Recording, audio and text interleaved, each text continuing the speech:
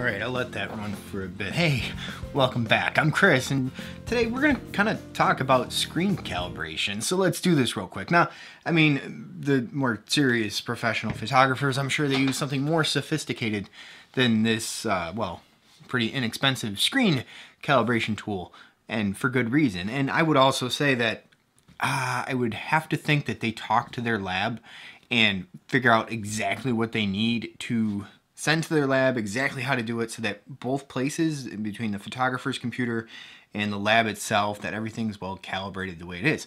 Or there's also some photographers that I would almost rather go this route where you just shoot and then you just send everything to the lab, and the lab takes care of everything. You don't have to worry about color correcting, anything, retouches. You don't even have to worry about print orders. It's a crazy concept because usually you're taught that you make your money from your prints. There's always like a 400% markup on your prints. But you could also go the other route and just have a sitting fee.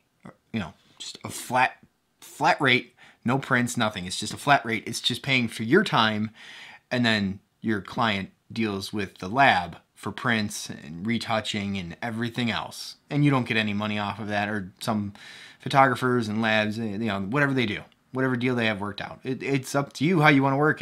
But the biggest thing is to think about with YouTube videos in general. I edit stuff on one computer and then upload it, and my computer isn't going to be calibrated the same way your smartphone is, or your computer is, or your TV is, or whatever. So from screen to device to screen to device and everything else that it's being viewed on, it's gonna look slightly different. And even if my screen is off and I'm editing in such a way that I'm making it look good to my eyes with my incorrect settings on my screen, and then you get it and it looks completely different.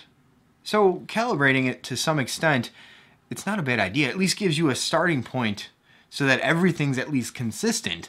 I mean, you're not going to be able to make it look good on all devices everywhere just because everything's calibrated differently.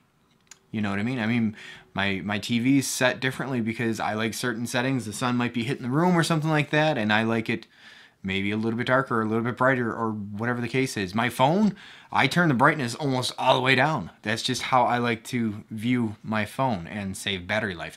But it's something to think about. And prints is a little different. Prints, if you're making pictures and you're getting those prints, the lab's pretty much going to do most of the work for you. But if you really want to get nitpicky about it and make sure that that lab is doing exactly what you want, it's a good idea to talk to them and say, hey, what can I do? What can I include when I send my digital, let's just say digital negatives, digital files to you? What can I include so that you know you can tell that under these lighting conditions, white was white, black was black, this color was that color, this is 18% gray. And the lab might say, yeah, just take a picture of a gray card, or take a picture of one of those cards where it's got a gray card, a white card, a black card, and then a couple different little color squares, you know, so they can calibrate everything and then work from there and use their judgment on how to do everything. I never had to get that far into it because I worked at a lab when I was really doing pictures, and it was just easy for me to take my own work and process it myself at the lab. It was a good deal doing it that way, and an employee discount. Yeah, might as well. And you learn something too. Anyways, so, well, that's almost done. I'm just kind of curious if this makes any difference when I edit videos to the color, brightness, contrast, and everything to the videos at all. So if you notice a difference in, well, this video, let me know. If you notice a difference in videos from here on in, let me know. I'm kind of curious. You know, on my devices, it looks good. But on yours, it might look different. You might be wondering, why is his video always green? Is that his style? No, that's not my style. I was not trying to make my videos green. I was not doing whatever LUT or style. Yeah, you know what I mean? I'm rambling way too much right now. I know that. I can feel the effects of not having enough coffee, not to be sufficiently caffeinated today. So I'm going to see you on the next one.